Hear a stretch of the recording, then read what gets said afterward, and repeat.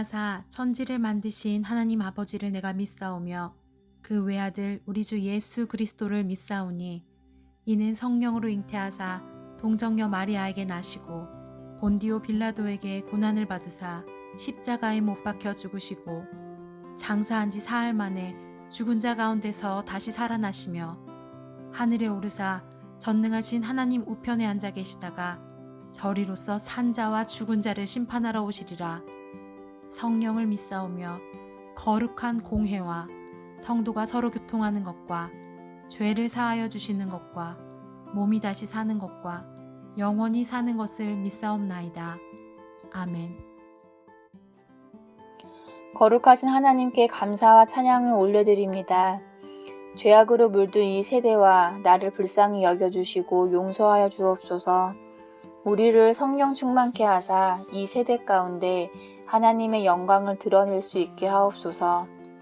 믿지 않는 자들에게 예수 그리스도를 전하는 사명을 감당할 수 있는 능력을 주옵소서. 하나님께서 기뻐하시는 아름다운 교회 공동체를 이루어가게 하옵소서. 플라잉 워십을 통하여 미디어 세상 가운데 하나님 나라를 세워가게 하옵소서. 오늘 선포되어지는 하나님 말씀을 통해 그리스도인으로서의 정체성을 회복하게 하옵소서. 모든 것을 주님께 맡겨드리오며 예수 그리스도의 이름으로 기도드립니다. 아멘. 오늘 우리에게 주신 하나님의 말씀은 로마서 1장 17절의 말씀입니다. 복음에 있는 하나님의 의가 나타나서 믿음으로 믿음에 이르게 하나니 기록된 바 오직 의인은 믿음으로 말미암아 살리라 함과 같으니라. 아멘.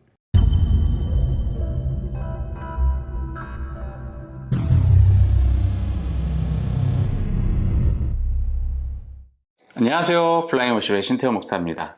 오늘도 영상으로 메타버스 공간 안에서 예배를 드리는 모든 분들을 주님의 이름으로 환영하고 축복합니다. 여러분, 오늘은 이제 로마서 두 번째 이야기 시간인데요.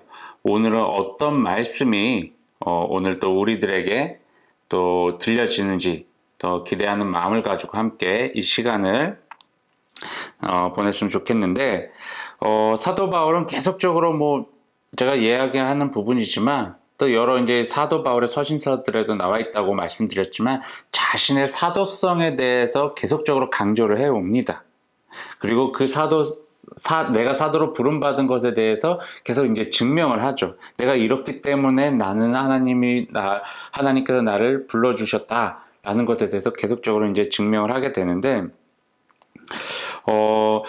사도 바울도요, 지난 시간에 말씀드렸지만, 이제 로마 교회 안에 이제 여러 분쟁들이 일어나고 있었어요. 근데 이 분쟁들을 좀 잠재우기 위해서 사도 바울이 이제 로마서라는 이 서신서를 이제 보내게 됐다고 하는데, 그리고 오늘 본문 말씀을 보면요, 이제 이 로마서를 쓰게 된 계기에 대해서도 이제 이야기를 했지만, 그리고 그 어떠한 마음으로 이 로마서를 쓰게 됐는지에 대해서도 사도 바울은 이야기를 하고 있습니다.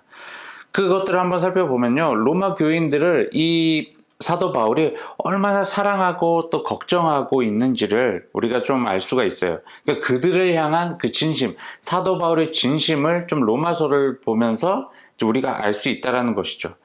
그리고 그러니까 사도 바울 자신이 이 로마 교인들을 바라보면서 어떠한 마음을 갖게 됐냐면, 오늘 본문 말씀에 나오지만 하나님께 감사를 표현했다라고 이야기를 합니다. 감사를 표현했다고요. 물론 사도 바울은 그 로마 교회 안에서 일어나고 있었던 여러 가지 그 문제들을 좀 잠재우고 싶은 마음도 있었지만, 왜 그런 문제들을 잠재우고 싶었겠어요? 그들을 사랑했기 때문이죠. 그들을 걱정했던 거죠. 우리도 부모된 입장으로서 자녀들이 막 다투고 그러면은 혼내잖아요. 혼내기도 하고, 결국엔 그들을 화해시키려는 목적이지 그들이 밉거나 싫어서 자녀들을 혼내는 게 절대 아니라는 거죠. 어떠한 부모도 자녀들을 혼낼 때 미워서, 그 자녀가 정말 싫어서 혼내는 부모는 없을 거예요. 이 정말 자녀들이 싸우지 않았으면 좋겠고, 더 이상 갈등 관계 있지 않았으면 좋겠고, 서로 좀 사이좋게 지냈으면 좋겠고 라는 그런 마음으로 자녀들을 혼낼 거예요. 근데 이 사도 바울도 마찬가지라는 거죠. 분쟁을 잠재우기 위해서 로마서를 썼지만 그 이전에 내가 왜 이렇게 로마서를 쓰게 됐냐면 너희들을 정말 걱정하고 사랑하고 있기 때문에 이 로마서를 썼던 것이다 라는 이런 진심을 이제 먼저 사도 바울은 표현을 하고 있다는 거예요. 바울이 로마 교회에게 가장 먼저 하고 싶었던 말이 무엇이었냐면 이 로마 교회로 인해서 하나님께 감사를 드린다라는 표현을 먼저 씁니다. 그 이유를 살펴봤더니 어떤 일들이 일어났냐면 왜 감사를 할 수밖에 없었냐면 사도 바울은 이 로마 교회 교인들의 그 믿음의 행적들, 그 믿음의 모습들이 그 믿음의 삶에 대해서 그들의 이야기가 여러 곳곳에서 들려졌다라는 거예요. 바울이 막 이렇게 어디 도시를 방문했을 때 그 도시에 방문해서도 저기 로마 교회 교인들의 모습이 이러이러했습니다 라는 소식들을 종종 들었다라는 거예요. 근데 그게 부정적인 소식들만 있었던 게 아니라 매우 긍정적인 이야기들을 들어왔다라는 거예요. 사도 바울도.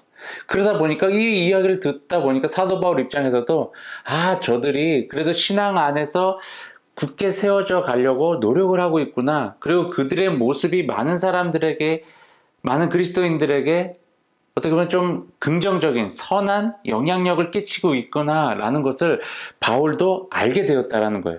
그러다 보니까 이런 모습들이 너희들 안에도 있다. 그래서 너희들의 그런 모습들에 대한 이야기가 나도 들었기 때문에 그 사실에 대해서 나는 하나님께 감사를 드릴 수밖에 없다라는 이야기를 사도 바울이 먼저 꺼낸 것이죠.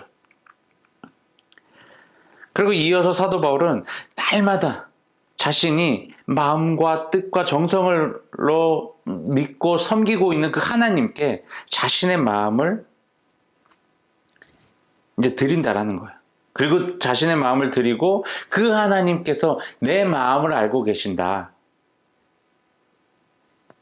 그러니까 내가 지금 하는 말이 진실이라는 것을 증명하고 싶었던 거예요. 내가 그냥 허투루 하는 소리가 아니라 난 정말 너희들의 모습을 보고 감동받았다. 난 너희들의 모습을 보고 하나님께 감사를 드렸다.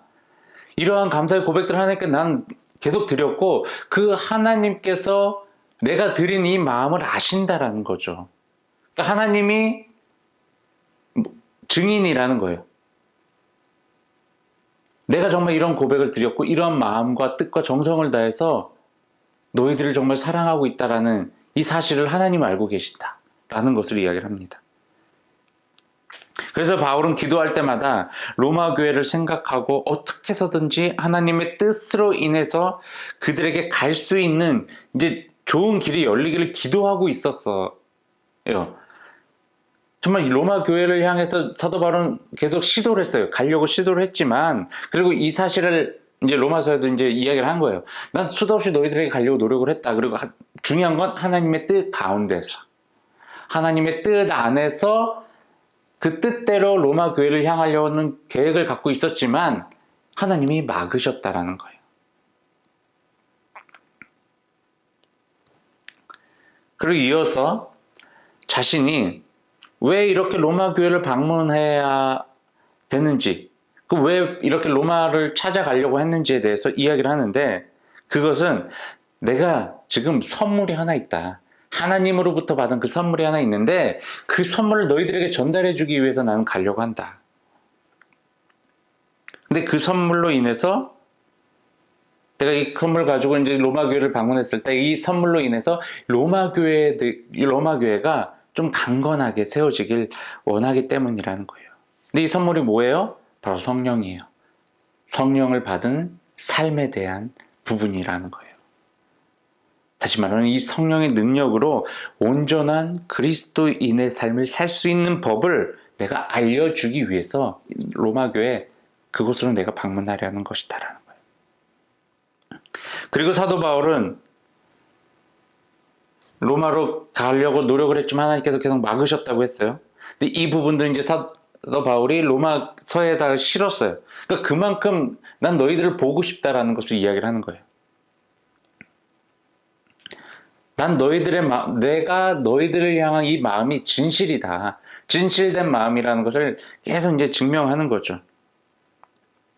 그리고 나서 바울은 이제 이런 이야기를 합니다. 헬라인이나 야만인, 지혜 있는 자나 어리석은 자 모두에게 자신이 빚진 자라는 표현을 씁니다.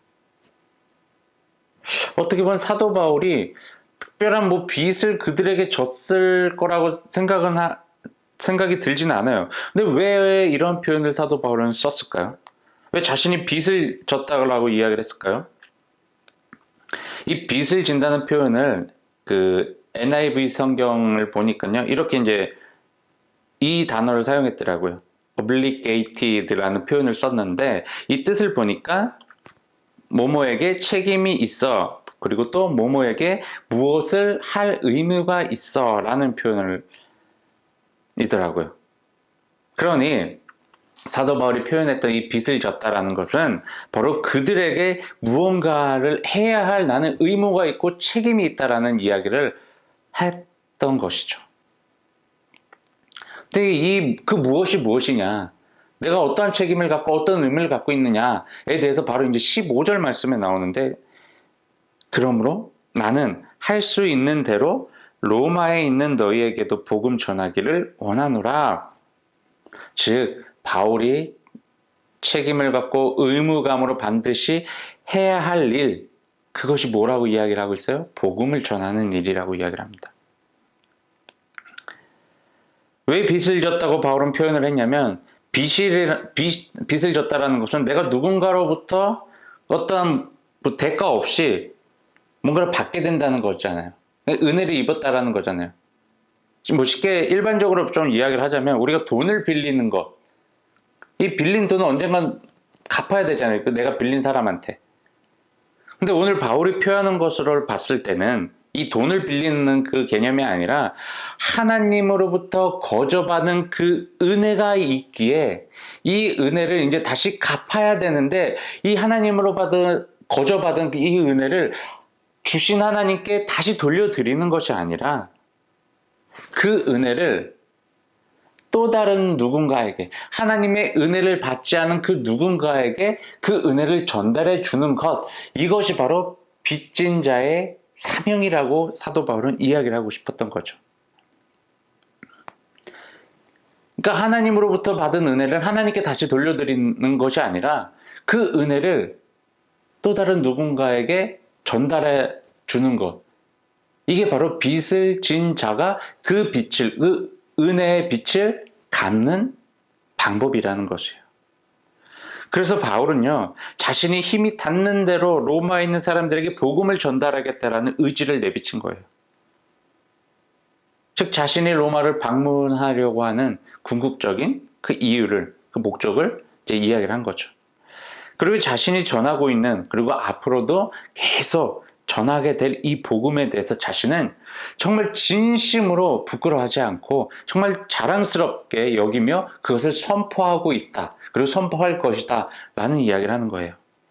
그리고 이 복음의 능력이 무엇이냐? 바로 복음을 듣고 믿음으로 취하는 자에게, 이 복음을 믿음으로 받아들이는 자들에게 구원을 얻게 되는 것이 바로 이 복음의 능력이라고 이야기를 하고 있습니다. 물론 이 복음의 시작은 유대인들로부터 시작이 되었어요. 하지만 이 복음은 유대인들을 넘어서 이방인들에게, 세상 모든 사람들에게 전달되어지는, 그리고 그 복음의 능력이 경험되어지는 것이라는 거예요. 구원을 받는 삶은요, 이 구원이란 선물은요, 유대인들에게만 속해져 있는 것이 아닙니다. 당시도 그렇고 오늘날도 그렇고 이 유대인들이 착각하고 있는 부분 중에 하나는 자신들만이 선택받은 민족이라는 거예요. 자신들만이 하나님으로부터 구원이라는 선물을 받을 수 있다라는 그런 어떤 착각을 갖고 있었습니다. 그러다 보니까 이제 유대인들이 이제 자신을 우월감에 이제 빠져서 살아갔죠. 그러니까 이제 성경에도 여러 곳곳에서 보면 유대인과 이방인이라는 표현을 씁니다.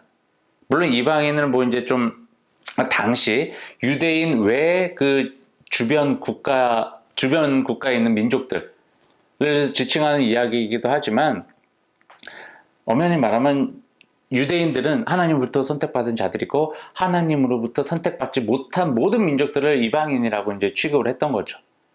그만큼 우월감에 빠져 있었던 그런 시대였어요. 그런데 사도 바울은 그것을 이제 돌려서 지적을 한 거예요. 당시 유대인 성도들과 이방인 성도들 간에 분쟁이 있었다고 이야기를 했잖아요.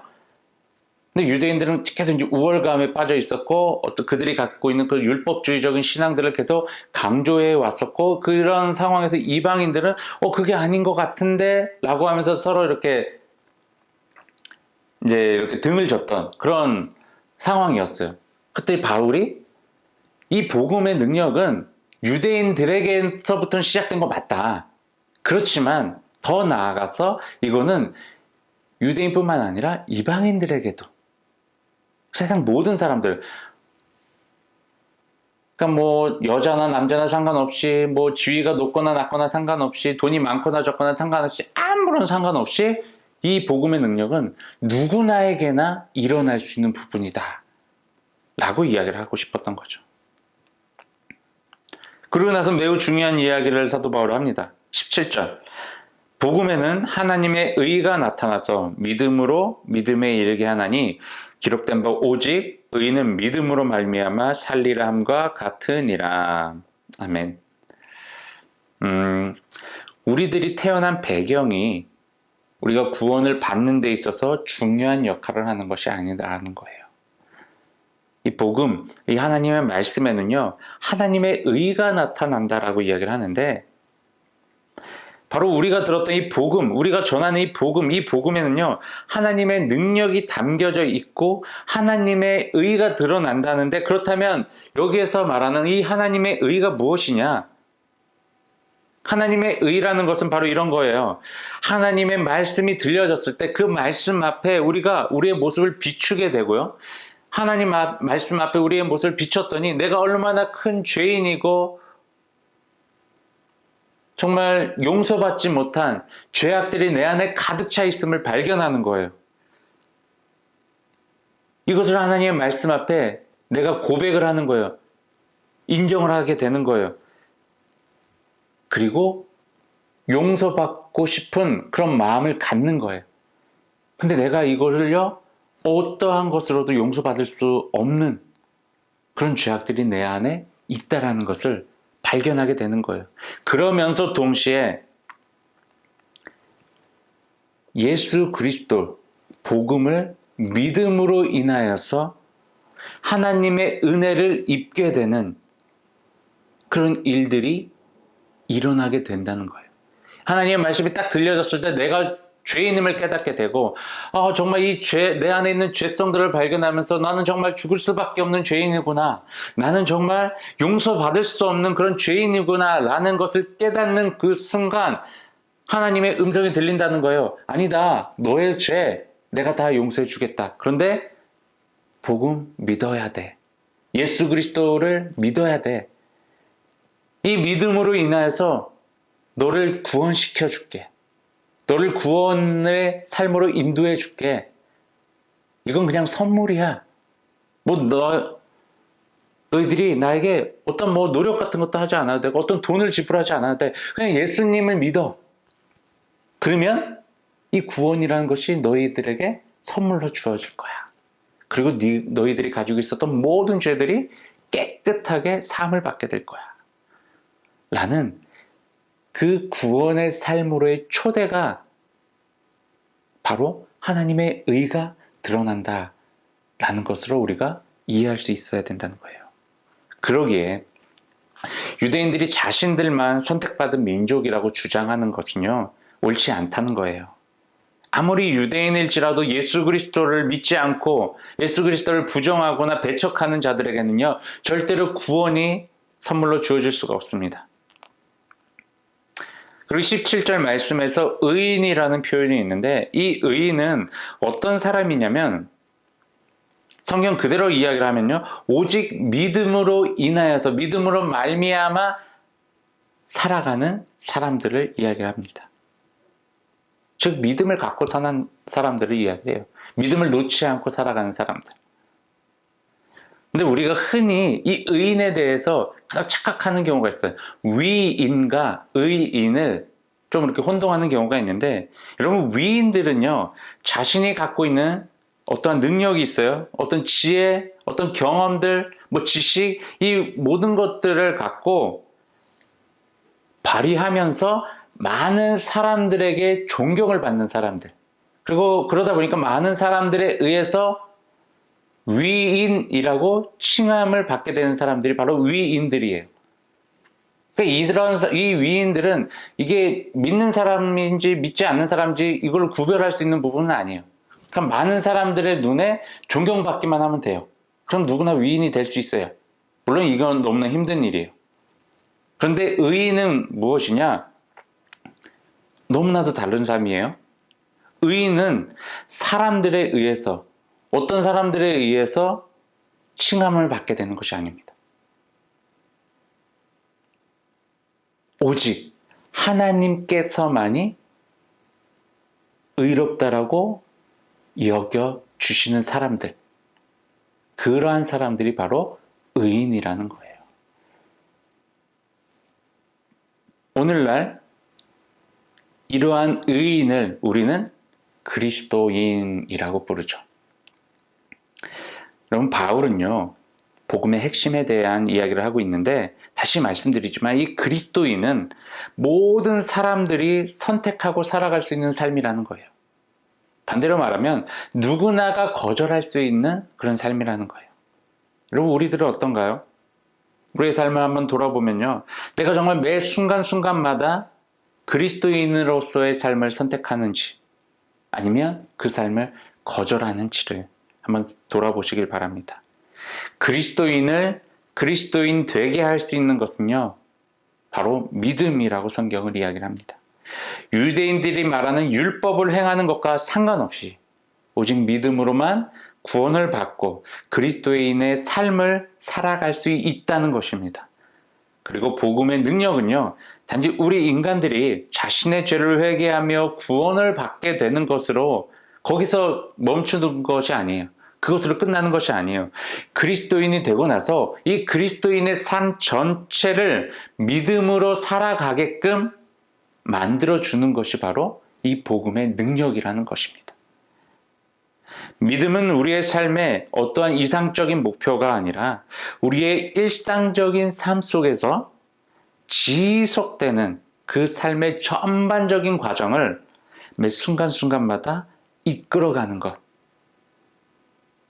그것이 믿음이고 또 복음의 능력임을 여러분들 기억하시길 바랍니다. 그래서 우리 그리스도인들이 성경이 말하는 의인으로서의 삶을 살아가는데 반드시 필요한 것이 복음의 능력을 믿는 그 믿음임을 기억하시고 그 믿음을 우리가 간직하고 복음의 능력 안에서 살아가는 모든 그리스도인들이 되게 주님의 이름으로 축원합니다. 기도하겠습니다. 사랑과 은혜가 충만하신 하나님, 참으로 감사합니다. 하나님, 우리를 자녀로 불러주시고 또 우리가 예수 그리스도를 믿음으로 인하여서 구원을 선물로 받은 의인 되게 해주심을 너무나도 감사를 드립니다. 하나님, 하지만 우리가 삶을 살아가다 보면 순간순간마다 내가 그리스도인으로서의 삶을 선택할 때도 있지만 그리스도인으로서의 삶을 선택하지 못할 때가 너무나도 많이 있었습니다. 하나님, 내 안에 이미 주어진 그 믿음, 복음의 능력을 우리가 잊지 않게 하시고 잃지 않게 해주시고 그 복음의 능력을 삶 속에서 날마다 드러내며 순간순간마다 드러내며 이 순간순간마다 내가 그리스도인의 삶을 선택하며 살아갈 수 있는 저와 모든 그리스도인들이 될 수 있도록 주님께서 인도하여 주시옵소서. 주님, 이 시간 주님 앞에 귀한 예물을 올려드립니다. 이 예물이 쓰여지는 곳마다 하나님의 나라가 확장되어지게 하시고 하나님의 이름이 널리 전파되어지게 하시며 하나님의 사랑 또한 전달되어지게 하여 주시옵소서. 이 예물을 드린 손길을 주님께서 기억하시고 저들의 삶 속에서 하나님의 사랑과 하나님의 평안이 넘치도록 하여 주시옵소서. 이제는 우리 주 예수 그리스도의 십자가의 은혜와 하나님의 넓고 크신 사랑하심과 성령님의 보호 인도 동행하심이 오늘 이 자리에 모여 하나님 앞에 예배를 드리는 우리 모든 그리스도인들, 그리고 저들의 삶의 고백이 믿음으로 의로운 삶을 살아가겠다라는 이 고백, 이 결단을 하는 모든 그리스도인들의 삶 가운데 지금으로부터 영원까지 함께하기를 간절히 축원하나이다. 아멘.